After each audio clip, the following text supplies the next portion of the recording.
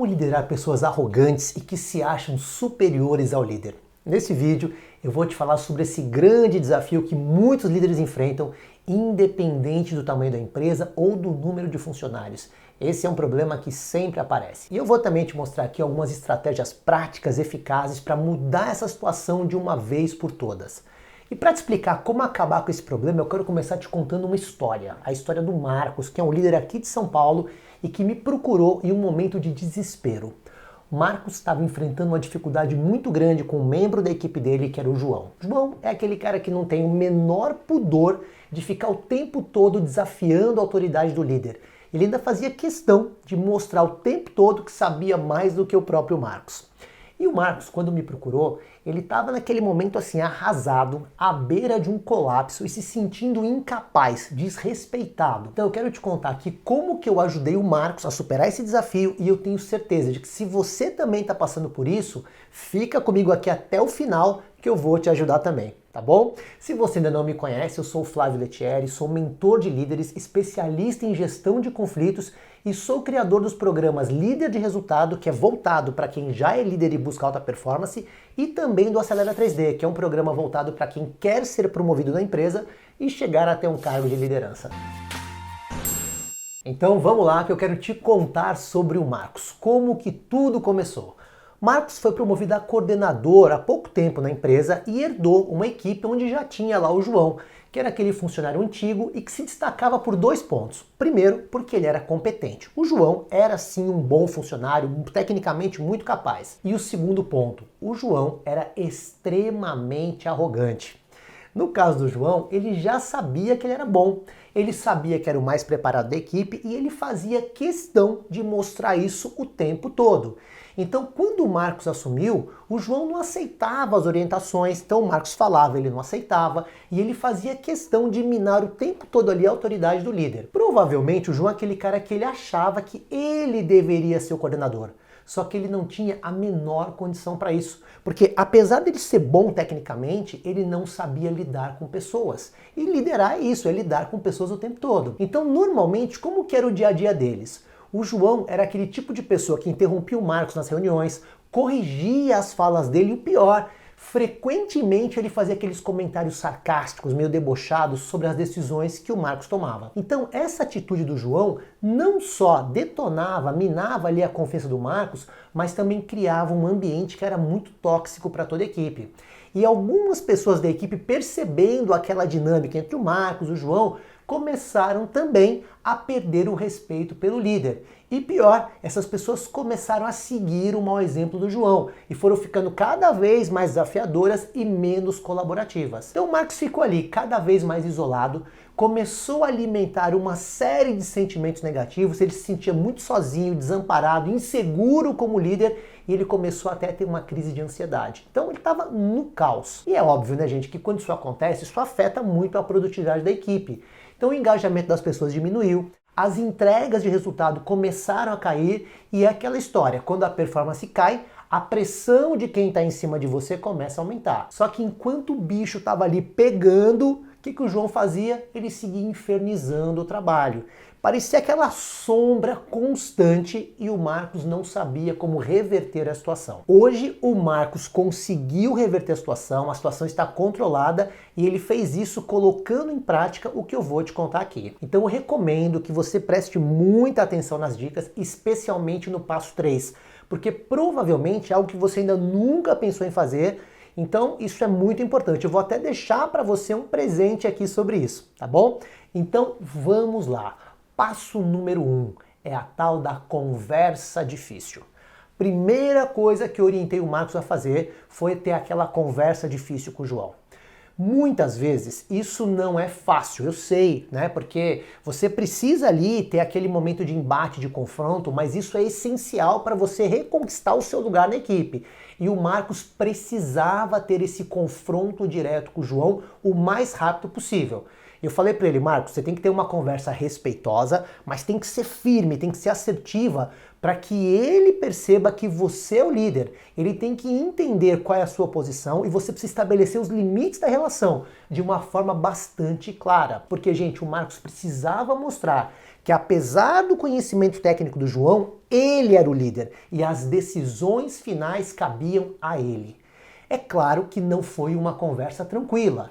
Ter esse confronto é uma situação que é desconfortável para o líder, especialmente quando ele está inseguro ou quando ele está desgastado na relação com a equipe. Mas o que ele fez? Ele se preparou usando uma técnica chamada ensaio mental, que basicamente é você visualizar essa conversa difícil na sua mente antes de acontecer.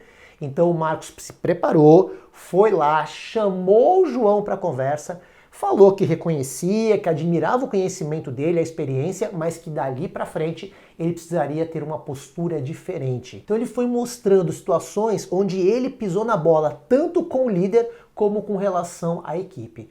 Então, gente, é assim, é sempre muito importante que essa conversa difícil ela seja baseada em dados e fatos. Porque quando você traz os dados e fatos, a outra pessoa não tem como dar desculpa. Não dá para justificar, fazer de conta que o líder está falando alguma bobagem. Não, são situações reais. Então ele teve essa conversa, em seguida ele fez algo que é muito importante nesse tipo de conversa. Ele criou o acordo com o João. Ele fez o João se comprometer a respeitar as decisões dele, a colaborar com a equipe e ter uma atitude diferente dali para frente. Poxa, será que essa conversa no início foi tranquila, foi fácil? Claro que não. João ficou surpreso, tentou se defender, começou a falar que tudo que ele fazia era só para colaborar, que ele não tinha intenção. Mas o que o Marcos fez? Manteve a calma, se posicionou com firmeza e aí a conversa terminou de uma forma produtiva.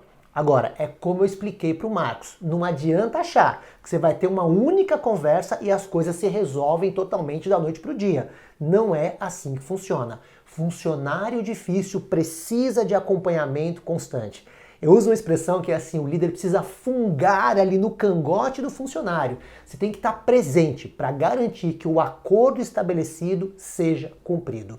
Se a pessoa cumpre o combinado, você dá o feedback positivo, reforça a boa ação. Se a pessoa não cumpre o combinado, você vai lá e chama para uma nova conversa. Só que agora com um nível mais intenso de firmeza. E se for preciso, deixando combinado já algum tipo de punição. Porque, gente, é aquela velha frase, combinado não sai caro. Agora eu quero te perguntar uma coisa. Será que uma situação como essa, onde tem esse nível de desgaste, será que num caso desse bastaria o Marcos ter a conversa difícil com o João, só com o João? Com certeza não. Nesse caso, seria fundamental que ele desse também um segundo passo. E o passo 2 aqui é o nosso alinhamento de expectativas. Ele tinha que chamar a equipe toda para fazer esse alinhamento, mostrar para cada um o que ele estava esperando dali para frente, até porque, gente, já tinha gente ali que estava indo para o mesmo caminho do João. Então aqui, a minha orientação para o Marcos foi que ele chamasse todo mundo junto, reunisse o grupo e não individualmente. E por que foi dessa forma? Porque quando ele faz isso, ele consegue deixar claro quais são as novas regras, quais são as expectativas e mostrando que isso serve para todo mundo. Então isso cria um senso de unidade, de responsabilidade coletiva. Esse tipo de reunião de alinhamento, além do aspecto informativo que você tem, que é mostrar o que você quer, isso também tem um poder muito grande para fortalecer a sua autoridade como líder. Então o Marcos foi lá, fez a reunião onde ele deixou claro quais eram os valores, quais eram os comportamentos esperados de todos ali do grupo. E aqui, gente, tem um outro ponto importante.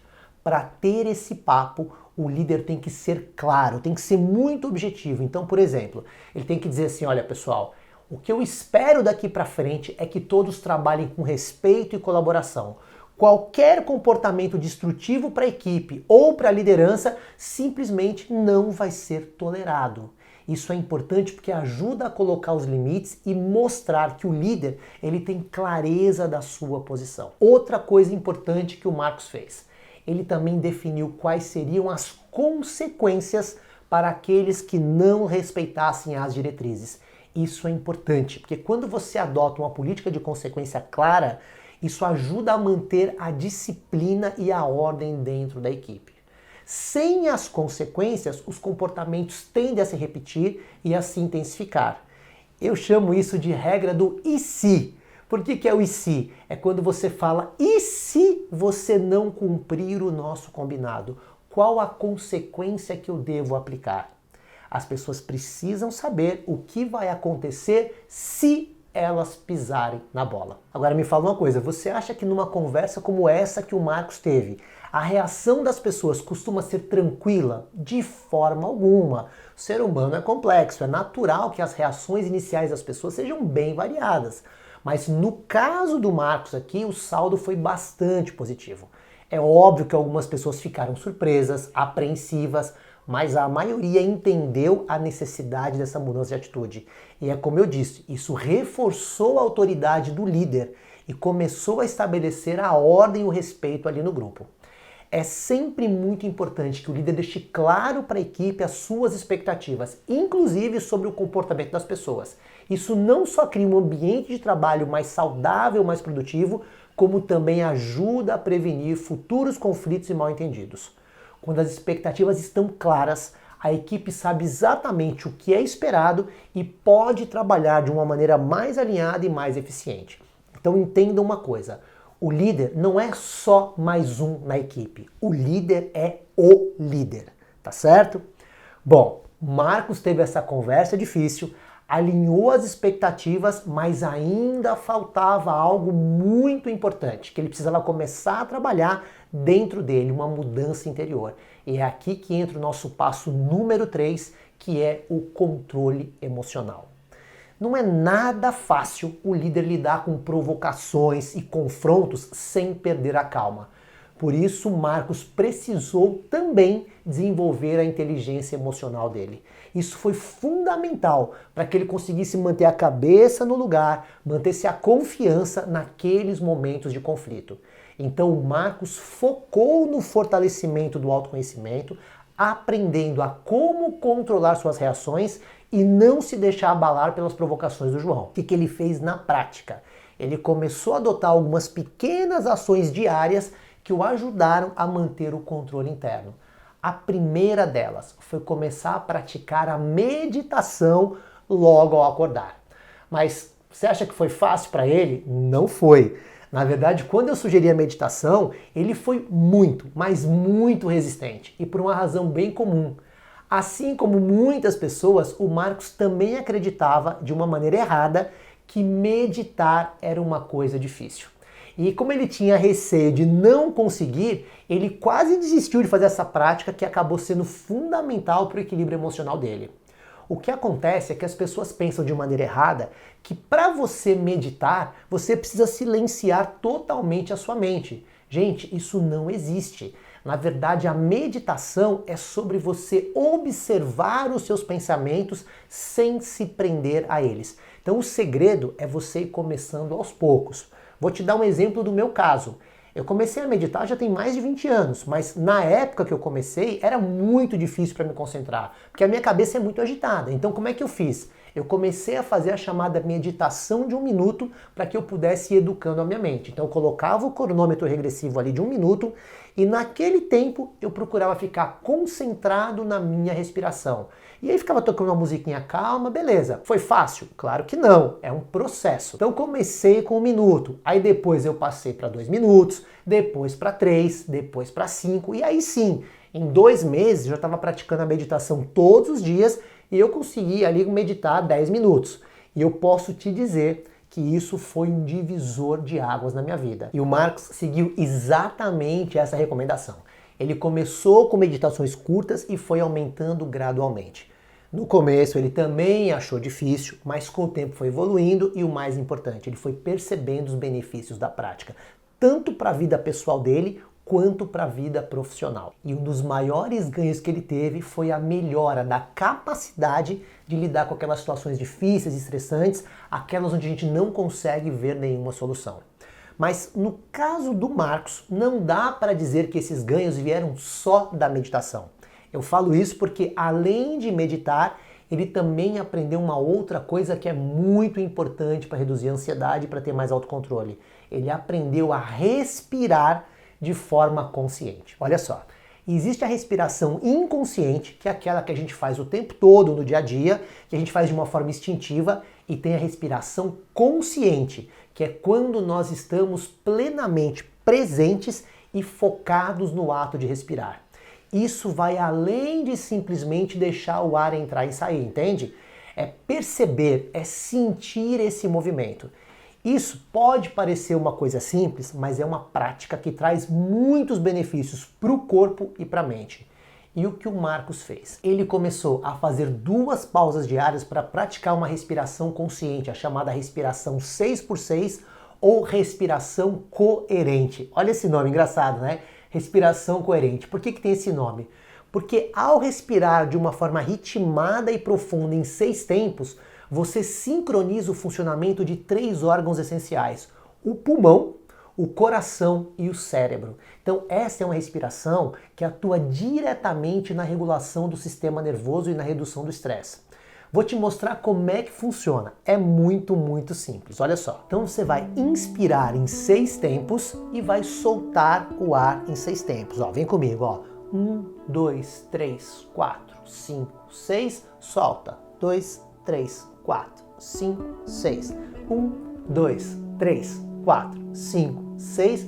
1, 2, 3, 4, 5, 6.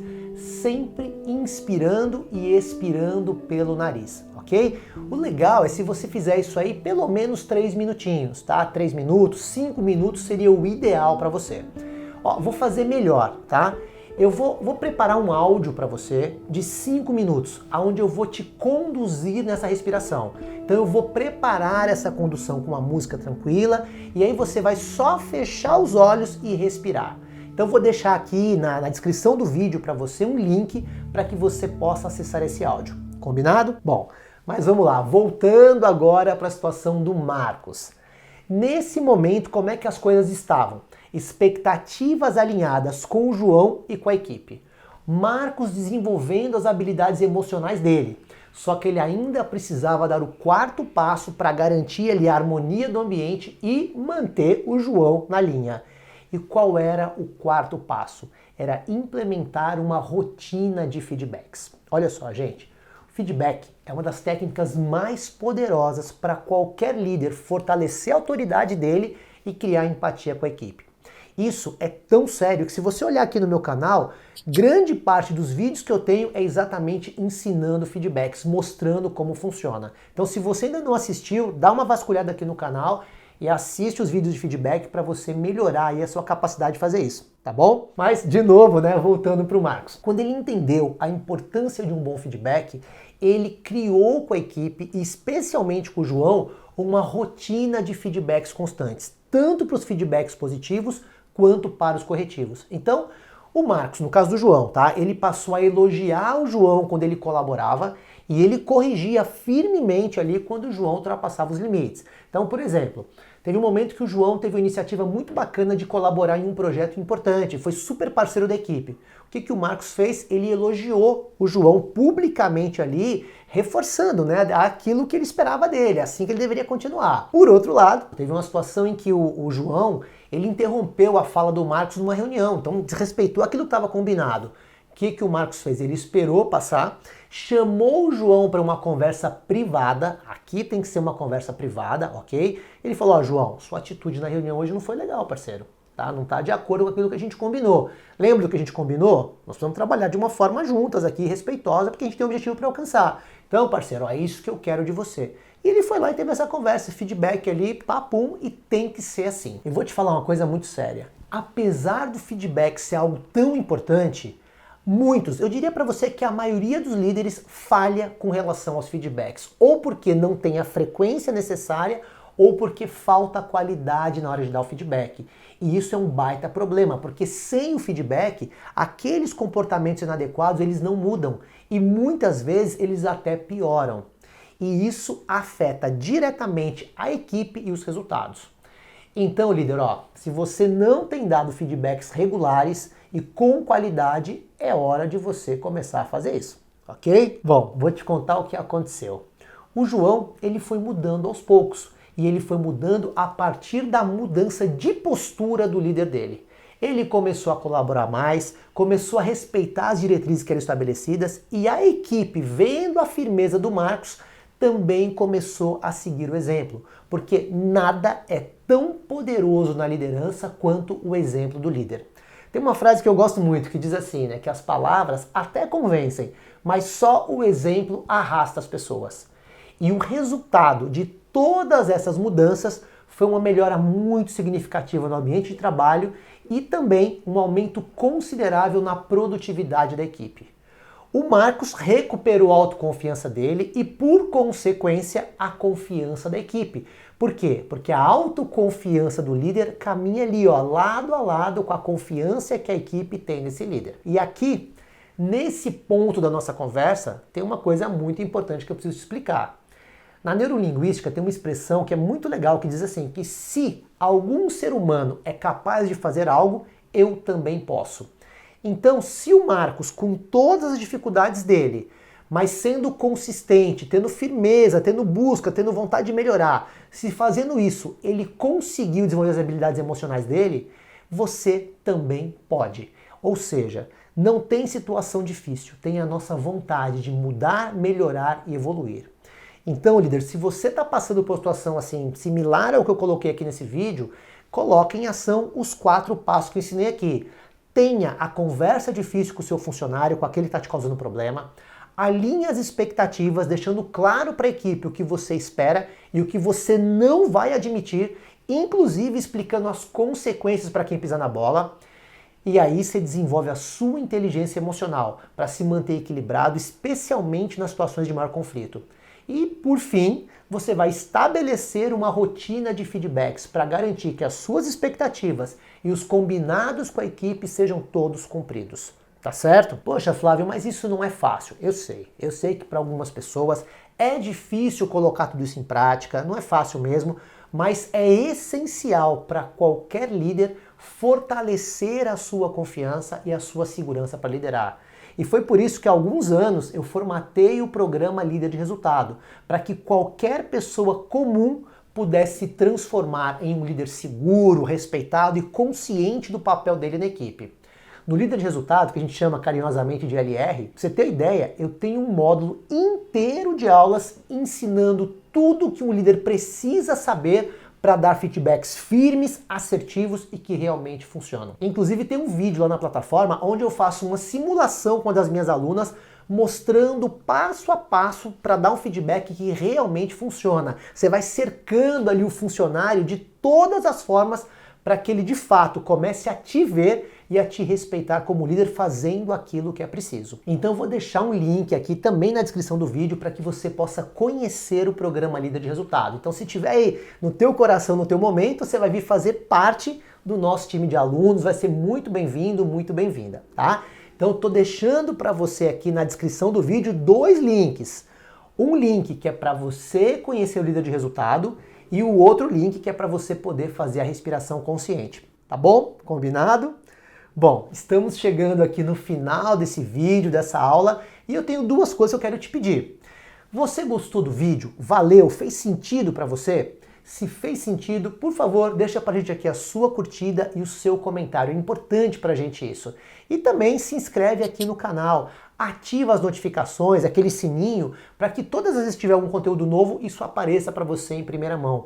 Isso é muito importante para que a gente consiga manter o nosso canal ativo, tá bom? E olha, por fim, eu queria que você se lembrasse sempre de uma coisa. Você é o líder. Você está no comando. Nunca deixa que as atitudes negativas das outras pessoas façam você desacreditar do seu valor. Não se esqueça de quem você é. E, olha, pode ter certeza, naquilo que eu puder te ajudar, conta comigo. Vamos juntos!